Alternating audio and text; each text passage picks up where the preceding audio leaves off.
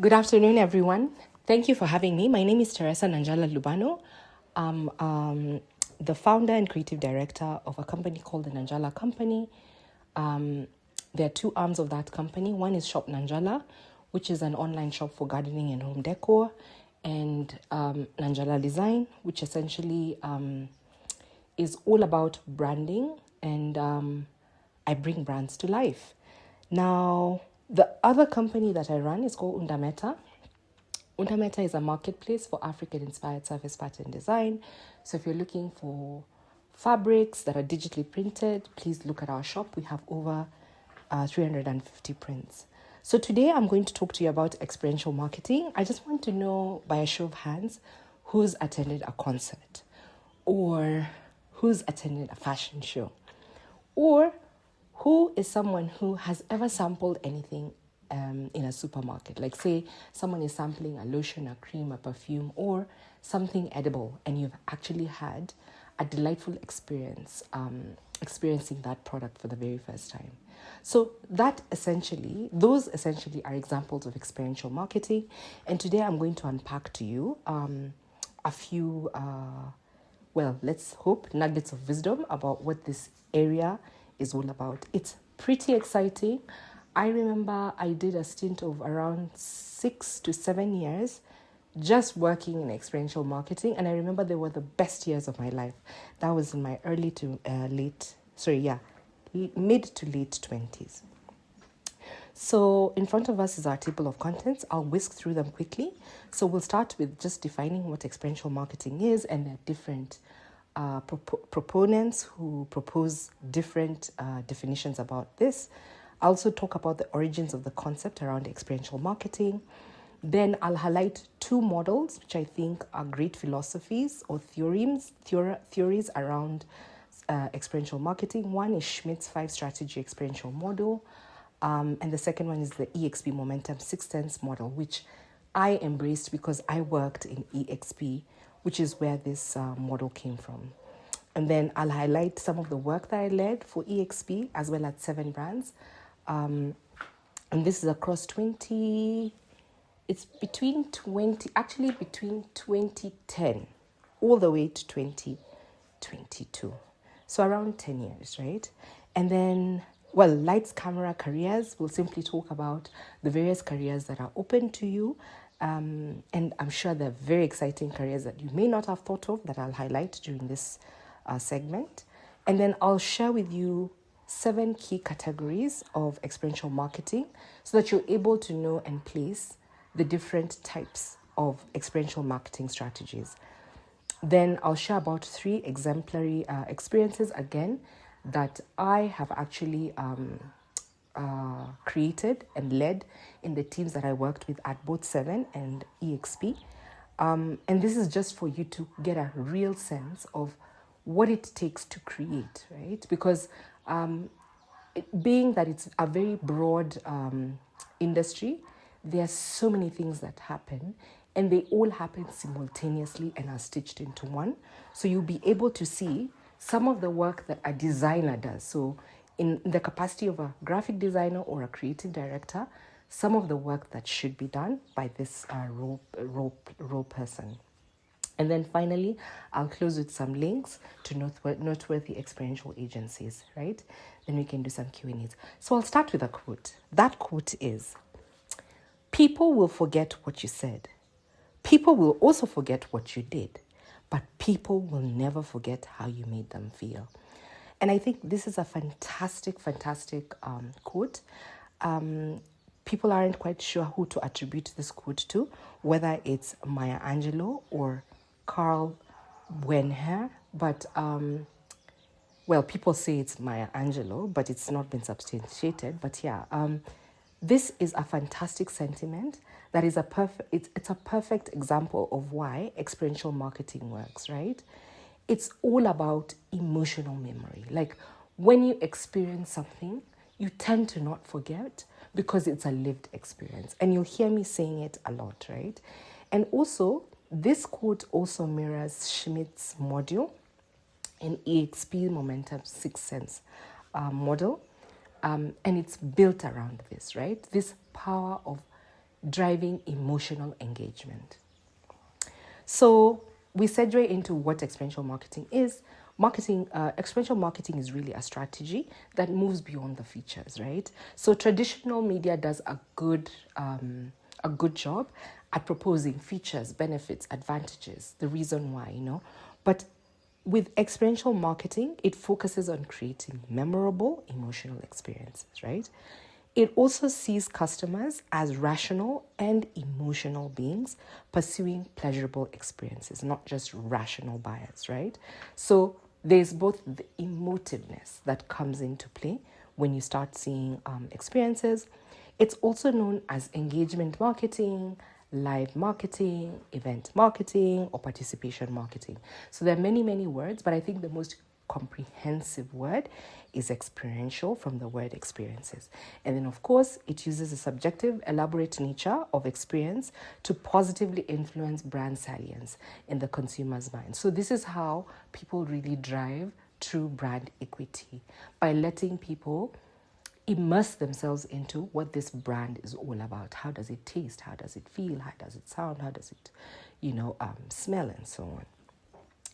And the origins of the concept around experiential the experiential marketing was around the time I was born, which is essentially 40 years ago. And this was in 82, where Holbrook and Hirschman really had propositions around this idea of consumption as a phenomenological, subjective state involving fantasies, fun, and feeling. So, this, I don't know if you've ever experienced this goosebumps, like when you attend an event. And I think that is what we are calling this phenomenological phenomena, right? Phenomenological subjective state, which involves fantasy, feeling, and fun. It could be great experience, like the way you're on a roller coaster, or it could be scary, like, when you're going for a launch event that involves you watching a movie, and so on. So the thing is, but I think there's been an evolution of what exactly experiences is all about. So Pine and Gilmore propose that experiences are a distinct economic offering, and businesses must stage memorable events, that is, using interactive touch points, because these are not just decorative, they're actually their product. Because people then are able to then say, it is nice, if their taste, say it's a new honey in town, or it's a new crisps in town, or they can say, this is actually a great product. Now I can see it working, so perhaps let me own it. So I guess this idea of interactivity is also a part and parcel of what experience is, which is not just the brand performing, but also getting the client to also try, do, participate, and so on. And then they call him the grandfather, or, the grandfather proponent of experiential marketing. He's called Bernard Schmidt. And Bernard sort of wrote research papers around experiential marketing, the first being a systemic academic framework for managing and marketing experiences. So experiential marketing has been recognized by the Marketing Science Institute as a top research priority, right, since then. And I think you can actually go and read these materials just for you to get a sense of how there's been an evolution within the whole industry. And it's a multi-million-dollar industry, right? So I'd like to start with Schmidt's 5 strategic experiential modules so that you can see sort of where, try and map out what experiential marketing is all about. So for him, he focused on 5 modules, and these were sense, the 5 senses, feeling, that's the mood, the emotions, and effective responses of it. And then thinking, like the cognitive simulation. When I look at that brand, or when I look at that thing, what do I feel, right? And it's mainly about analytical and creative thinking, right? And then there's act. What are you telling your clients or your customers or the viewer to do, right? So this motor action, physical behavior, and even the lifestyle shifts that your consumers take. And then there's also the idea around relatability.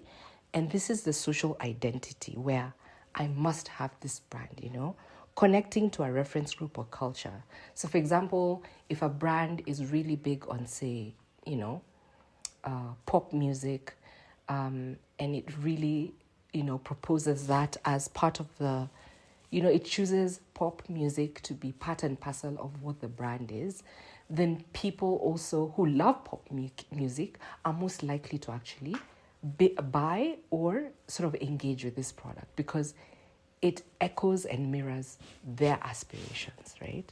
So, so essentially, it's a really interesting take. But what EXP Momentum, and this is sort of a company that I did work for, they proposed a sixth sense, like sort of just beyond the five physical senses, which is sight, sound, smell, taste, and touch. These are the foundational. They called it a multisensorial marketing. They actually push the envelope a little farther into a goal of clairvoyance, where they call it an acute emotional awareness and intuitive brand understanding beyond logic.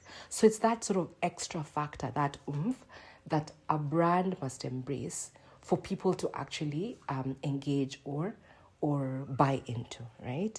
And so when all these five senses are engaged together, they create this multisensorial marketing experience, and therefore, it builds brand loyalty for the brand and therefore advocacy. So they become even brand ambassadors for your brand, right?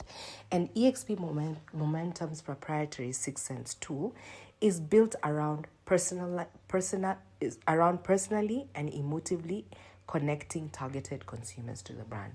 So they really spend a long time ensuring that when a client or a customer enters the experience,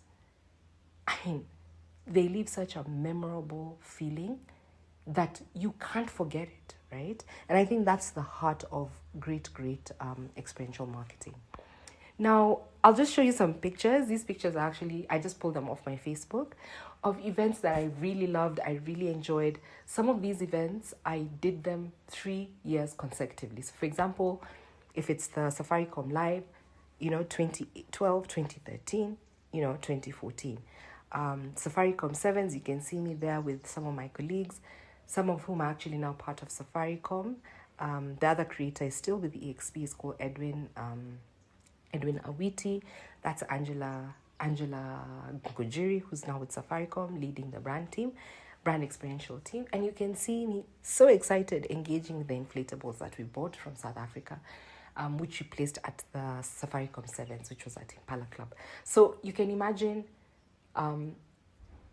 our lives as creators during that time was really playful. Like, that's all I can tell you. Like, it was always fun, right? Because not only did you create the experience, you actually got to experience the experiences that you created, which was really great and fun. So this is another one where we had Coca-Cola, and we had David Gubwini. I don't know if you know him. He's actually a politician right now, but we had great fun. He was emceeing our events. He used to have a cool swag mobile. It used to have a TV at the back of the van, and we would go hitting colleges and schools, just rounding up students to participate in Copa Coca-Cola, which is a football tournament. So I think these are just some of the wild, great experiences we had. And we used to do them from grassroots all the way to nationals, like for Copa Coca-Cola. And we'd manage those events. So we got to travel, we got to have fun, we got to experience, just the uptake, sort of getting a sense of what our customers loved. And we always ensured we enriched the experiences as we went along, of course, budgets allowing. So I'd also like to play you this video of NCBA. It's a 7-minute video. And what I'll do is I'll play it later because of time. Why I want to play it later is because it takes 7 minutes, but also I don't want to lose the cadence and pace of this, but I'd like to just explain what it's all about. Now, the NCBA video that I'm about to show you is a hybrid or immersive digital engagement. And what happened was, instead of us having, say, the speaker, the keynote speaker speak, we actually packaged a 7-minute reel to actually unpack this launch of NCBA. Now, this was, I think, in 2018 when NCBA and NIC and CBA merged to become NCBA. So this video was created by several agencies, but we as Seven Brands led the creation of this video, and I remember it took a while. It took perhaps 2 to 3 weeks to just develop. And the idea was that we wanted to unpack the merger, right, of this brand. So we handled the concept development, the storyboarding. There was a production and management and delivery of it.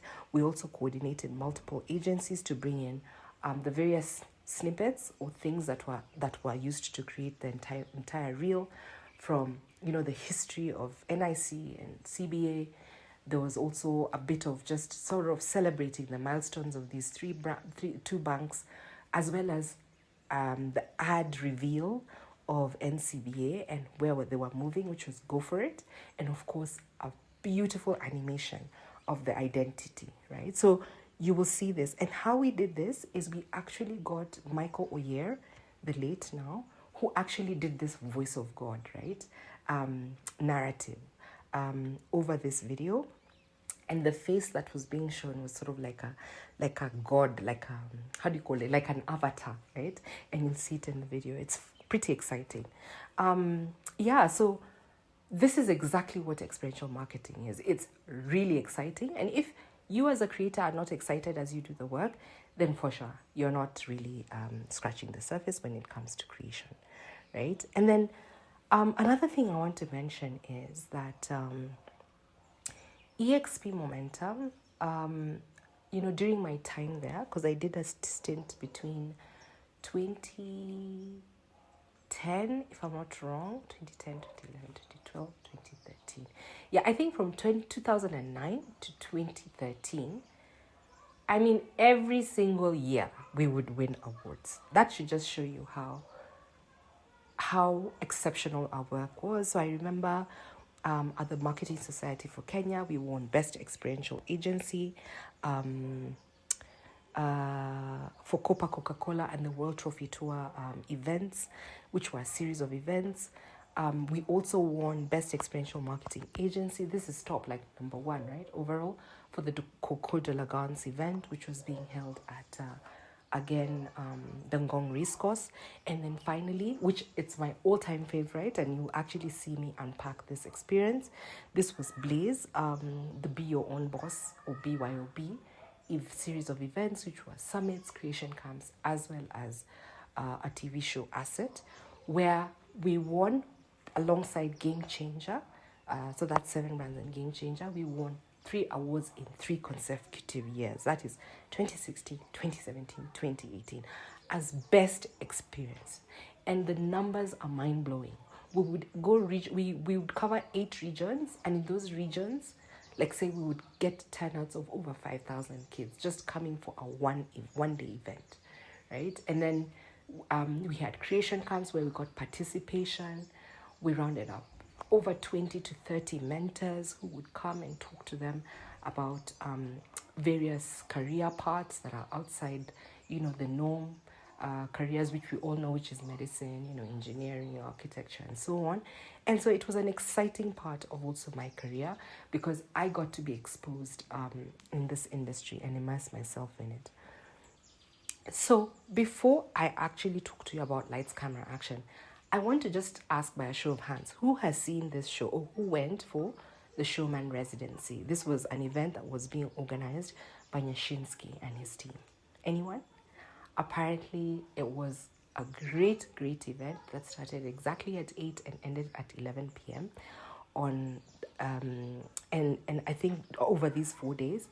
And I think one of the things that I'd like to just say is I applaud Nyashinsky, because he gets the brief right. I mean, it takes a lot of planning and time to create experiences, and I think he is in a point where he's trying to evolve his career, and he's now going into creating experiences. And I think that's the way forward for musicians. And so I'd like to also play this video for you to just see the various career paths that are there, all very unique, all very different, all very diverse, from the ones that are mainly analytical to the ones that are purely, creative and subjective, and just for you to see how much there is for anyone who's looking to go into this world, right? So I will also again play it at the end because of time, but I'd like to just mention that, there's a lot here from, then there's 6 key pillars. So from the strategic creative leadership end, we have people like creative directors who really are the planners of the vision. We have the producers who bring the vision to life, script writers, obviously, who do the storytelling. And then, of course, there's the technical director. So these are the key lead people in any experience, right? And particularly in the case of events, right? And then you have now others. So from a design and branding, you have the brand designer, the set designer, the stylist, the costume maker, the wardrobe manager, hair and makeup artist. And then from a film and photography point of view, they produce the content. So for example, they film, they edit, and they actually now package it into something that can be consumed either on digital platform or for YouTube. So you have cinematographers, you have video editors, photographers, the video producer, as well as the visual effects artist. This is also another key component that you may want to be interested in pursuing when you finish school. The other one is audio and technical production. Now in this category, we have lots of people. I mean, this is just not scratching the surface, but essentially you have the music producer, you have the DJ stroke VJ who's controlling the music on the event or on set. You have the sound engineer who's ensuring that the sound is being delivered in a beautiful manner. You have the monitor engineer who also is controlling screen content. You have the lighting designer, and all this is sometimes happening simultaneously. So there's a whole choreography around it. You have the light designer who's managing the lights, the pomp and fanfare, the confetti, the pyrotechnics, and so on. And then, of course, you have the pyrotechnic and SFX, right? Special effects person. These are live effects. So fireworks, think pyros, think LED lighting, and so on. That is also being animated at the very same time as other experiences are happening. So it's really about good choreography and good teamwork. And then for performance and talent, this is just they're very few. I mean, I'm just giving a glimpse of what that would entail. It's from your dancers to your entertainers to your acrobats to your brand ambassadors and MC or host and speakers that are usually on stage. Then from an operations point of view, one of the most important detail in terms of personnel that is involved in experiential marketing is the event manager. This is the person who ensures and manages the event. Normally in agency, they always call the account director. They're the ones who ensure that everything is going on right. You also have backstage managers, operation team. You have even a chaperone manager to manage, of course, the entertainers as well as the security team. So as you can see, the list is endless. These are just highlights of a few, around 30 or more, that you can look into going into. And I think there's something for everyone here, right? Now, in terms of categories of experiential marketing, there are several. And I'd like to just say that this list is not exhaustive. Please look at the links that I've shared. Also, just do a little bit of your research. I'm just going to highlight what I think is really, really key in terms of categorizing the experiences. Some actually overlap, so you might find that you're doing a brand activation within an immersive experience, right? Like an exhibition. So it is, in as much as these are categories, you find yourself doing 2 or more, or even 2, 3 or more of these experiences simultaneously in one venue, for example. So there's brand activations, there's retail and in-store activations, there is live events and entertainment, there's street level and mobility, street level and mobile. So these are your road shows. These are the most sort of popular forms of experiential marketing. You also have immersive and sensorial experiences. Digital and brand experience, like the NCBA one, is more of a digital experience where it happens through video or through a hybrid event. And then you also have community and purpose-led, where it's CSR activations. You're getting people to know more about, say, mosquito nets, and it's an NGO that's coming to ensure that malaria is actually eliminated in that area, and so on. So what unifies every format is really that there's active participation by the users through consumers. And the consumer does something, and the action creates a cognitive anchor to the brand, right? So that's the highlight. And so if you create an experience that where you're not engaging someone's not doing something, then just know it's not really quite an experience. It's just the brand talking at people.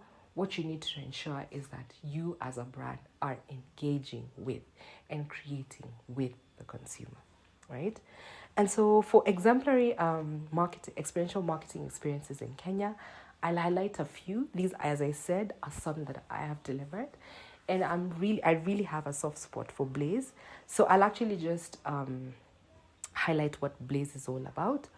Blaze was Safaricom's youth tag brand, or youth asset that was targeting 18 to 25-year-olds, and it was giving them a network and empowering. It was literally a SIM card, and essentially what you do is it would empower them to pursue unconventional paths to success. So this is what we animated through our experiences. But I think since 2020, or just a little earlier than that, 2029, they rebranded it and now call it Safaricom Hook. So if you've experienced Safaricom Hook, it was originally Blaze, and the agency I worked for had the privilege of literally launching. And I remember we had a very exciting launch where we had all the stakeholders, influencers, and media people jump onto a train and go all the way to the African heritage. Like, the experience was the travel, those experiences on the train, and then when we got to the African heritage, it was a delightful, fantastic experience where we had, it was absolutely unbelievable. Then, so these are just some of the assets that we developed for them. Now, what you'll see is the word BYOB. BYOB simply means this was the events component of the brand. So Blaze was the tariff, but Blaze BYOB were the series of events. So, and BYOB means not bring your own bottle. It meant be your own boss, right? So we were creating this, we were sort of empowering youth through mentorship to understand what it takes to pursue a very different career path and not wait to be hired, right? So we brought along various mentors who were like peers to these youth because they were very young at the time. Kina Fena, Kina Joy Kendi, Kina John Kaveke, and so on. All these people, including even someone like Caleb Karuga, whom you know. So some of these people were very big, and I think they still are, where they pursued unconventional paths like agriculture, like music, like being an influencer. I think Joy Kendi was one of the first influencers in Kenya, and these people stood on stage and they spoke about their experiences and they mentored these youth, and of course, it had a very profound effect on the youth, right? And so some of these squares were put on social media for marketing, or the influencers or the mentors themselves put them on their social pages so that they would actually engage the youth and tell them to show up for the summits and the creation camps that we prepared for them. So this is a ticket invite, as you can see, laid out. And what happened is, if you bought your ticket for 50 shillings, whenever you entered the event, you redeemed it for airtime. So it was always sort of like a great trade-off. When you entered the event, it's like they reimbursed you the money in airtime. So this is a sample flow plan. These flow plans were always approved by the client. So depending on where a summit or a major creation camp was done, we would prepare a flow plan of how the experience looked and mapped all the experiences, including a rundown of the experience from morning to evening of how it would go. And then, of course, we had a 3D designer in-house who did the creative in 3D. This is an example of how an aerial view of just the very same floor plan would be done. And I remember this used to be fantastic for all the operations team, because then they were able to also get a lens of how to do the setup. So the dom tent is here, which is a super dom tent. The vendors who are selling food down one corner, where the toilets and so on, where's security, where's the entry. So all this was very helpful to ensure that the logistics teams who are setting up will be able to know where the branding or where the elements are going. And then, of course, we even had zoom-ins of experiences. So how would we set up, for example, like the various pods where the mentors would go engaging with youth. So this is an experience zone for the agricultural pod. As you can see, beautiful branding, the mentor mural board with his screen, with a backdrop, of course, and a table and chair for him, and then, of course, where everyone else would sit. And these dom tents, I promise you, we actually, Safaricom actually procured them. I remember they were coming from China. Okay, and then we had even various segments of the experience. We had very interesting interactive areas.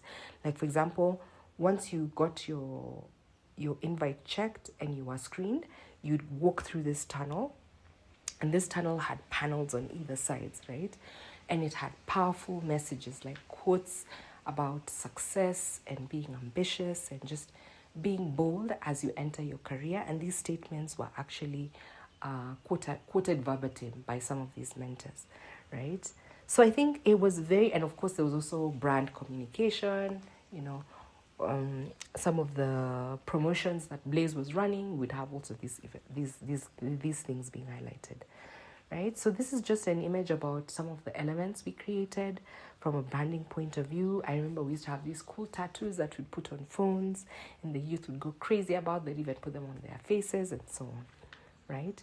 So from a digital point of view, also our screens needed branding. So we also did a photo shoot with all these mentors.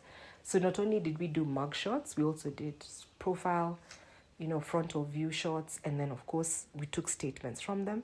And these statements, we were able to use them on our screens as holder banners, or just to create this sort of recall about what be your own boss is. Like, for example, in this case, you can see there's Joanne Kinuthia would say, think big, don't be afraid to start small.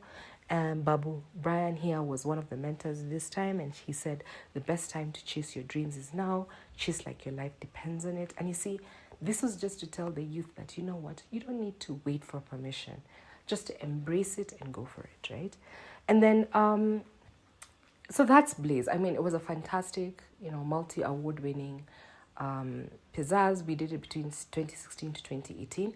But even along the way, because agencies, you work with multiple brands, this is also a very different example. So whereas Safaricom is in the telco space, EABL is in the FMCG space, Gordon's, right? And Gordon's came with a fantastic brief where they wanted to launch 3 new variants outside their Gordon's Dry brand, and they wanted to promote it to a very youthful young adult, right? So you're looking at your 25 to 30-year-old who might be looking for something different from their Gordon's. So they had these 3 brands, and the variants were Gordon's Pink, Gordon's Sicilian Lemon, and Gordon's Mediterranean Orange. So you can imagine we had this van, we were calling it the Swag Mobile. It would go busting bars, right? Like, we would have it, with fun brand ambassadors, and would pop up quick experiences on the corridors of these bars, and literally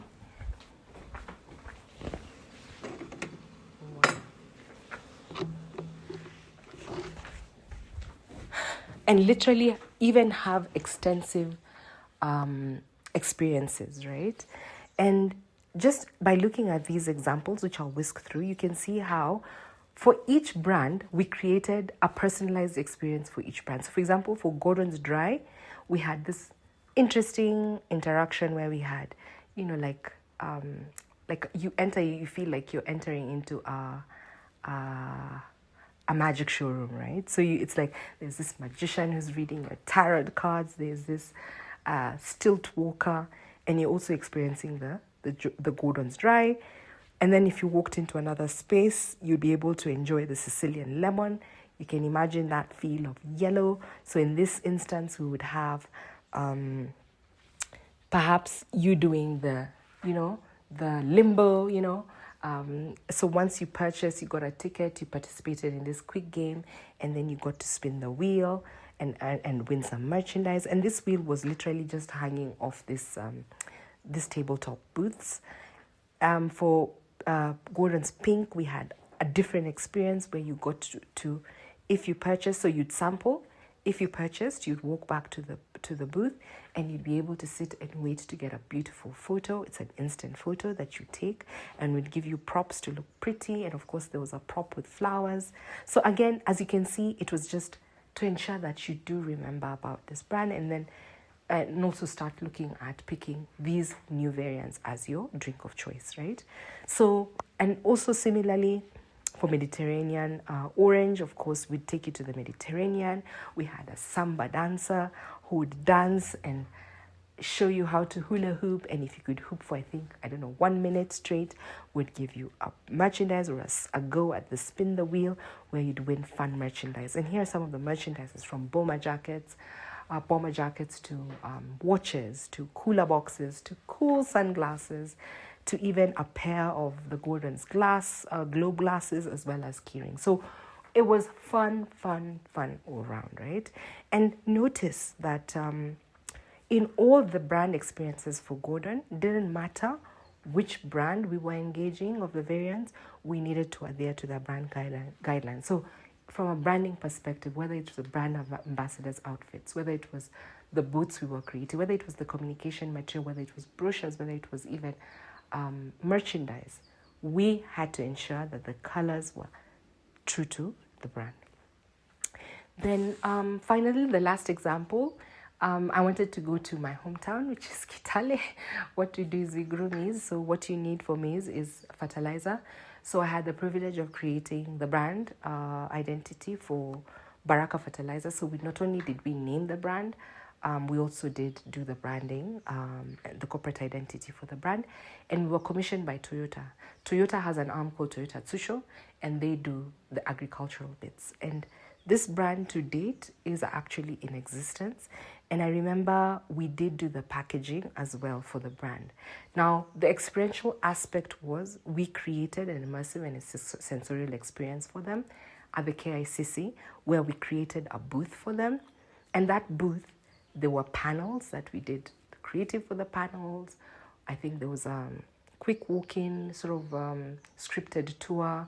You were able to be told what sort of, you were able to see and feel and be told about what goes into that fertilizer and why it's good for the regions that I've just mentioned, which is Eldoret, Kitale, and places that grow maize or grains. So I think that's the gist of it. I mean, there's a lot that I did, but I just wanted you to get a sense of what a creative director and primarily a designer can do.